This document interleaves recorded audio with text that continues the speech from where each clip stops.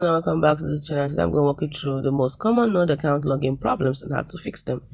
Now, despite the best efforts of Node to optimize the login process, problems do arise occasionally.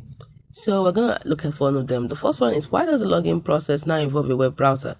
Well, a web-based login that works across all Node products was necessary to ensure an easy sign-up process and the security of all the accounts. Thanks to Node account, you can use third-party login and add more security layers like multi-factor authentication.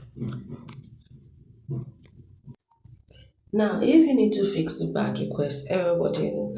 This error occurs due to misconfiguration of the client or some other bug.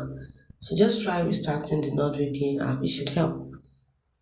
Now, if you have the error section expired, what do you do?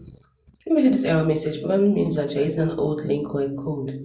If you're trying to use a discount code, contact support and they can tell you whether the code you entered is still valid. The last one we're going to look at is how to fix invalid client error. These errors can happen due to several reasons. If you get notification, please restart the NordVPN app and try again. Hope you found this video helpful.